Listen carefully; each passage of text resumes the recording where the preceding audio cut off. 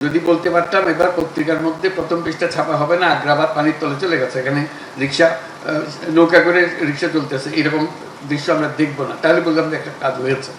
এগুলোর কিছু হবে না, এই ছবি আবার দেখবো, এই রিপোর্টে আবার আসবে, তাহলে এবার আগ্রাবাদে পানি দেখবো না আমরা। নিশ্চয় অনেক কাজ হয়েছে, আমি বলছি যে নেট রেজাল্ট যাতে মানুষ দেখেছে এটার ফলে এই হয়েছে, এটা আমাদের বুঝতে হবে। আমরা না হলে আগে একই কাহিনী বলে গেলাম, এত কাল খনন করা হলো, এত কিছু হলো, এবার এই পানির তলে পড়ে ছেলে মেয়ে মারা যাবে না, যেহেতু খাল এত এত বিশাল গর্ত হয়ে গেছে, এখানে এই পানির ভিতরে যখন জমবে সেই পানির তলে পড়ে মরে গেল।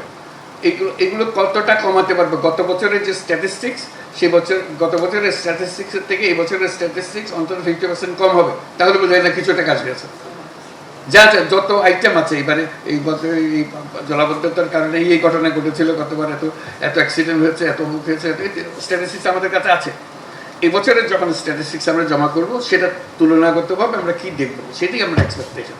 আজকে যদি আমরা আলাপ করে যাই, সেটা আমরা লক্ষ্য করবো যে এটা হচ্ছে কিনা, না হলে বলবো যে এত পানি গেল, টাকা গেল, সব কিছু গেল, কাজ করলো না।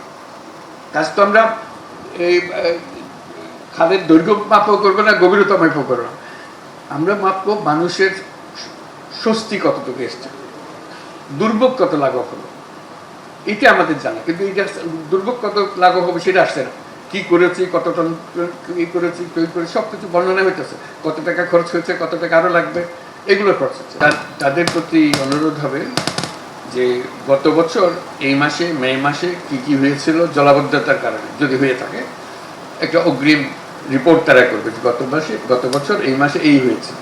এবার আমরা মাসের শেষে প্রকাশ করবো এই বছর মে মাসে কি হলো, দেখার জন্য, কাউকে অভিযোগ করার জন্য নেই, কেউ কাউকে অভিযোগ করতেছে না। এটা আমাদের সমবেত সমস্যা, আমাদের সবাইকে মিলে এটা সমাধান করতে হবে। আমরা কোন পথে গেলে সমাধান পাবো, তাড়াতাড়ি পাবো, কোন পথে গেলে চেষ্টা করেছি ওই পথটা ঠিক রেজাল্ট দিচ্ছে না, আমাদেরকে পথ পাল্টাতে হবে, সেই জিনিসটা আলোচনা করার জন্য সাংবাদিকদের কাছে আমরা অনুরোধ করছি। এটা চট্টগ্রাম পত্রিকা যারা আছে তারা অন্তত রিপোর্ট করবে যে এই মাসের জলাবস্থার পরিস্থিতি কি, সামনের মাসের কি, তারপরের মাসের কি, এটা একটা রেগুলার ফিচার হিসেবে দেখা, এবং কোন কাজটা বিফল হওয়ার কারণে এই জায়গাটা এই হয়েছে, এটাকে সংশোধন করতে হবে সামনের বারে।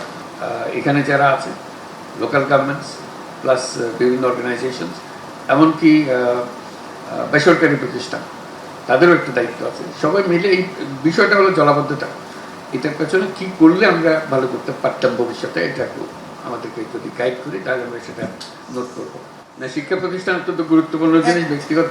ব্যক্তিগতভাবে আমার, কারণ আমি নিজে চট্টগ্রাম মিউনিসিপ্যালিটির স্কুল সিস্টেমের ছাত্র, সেখান থেকে প্রাইমারি স্কুল পাস করছি আমি, তো কাজে আমি জানি যে এটা কত গুরুত্বপূর্ণ জিনিস। বহু ছাত্র তাদের জীবনের প্রথম ধাপ লেখাপড়ার সুযোগ পেয়েছে এই মিউনিসিপ্যাল স্কুল সিস্টেমটা থাকার কারণে।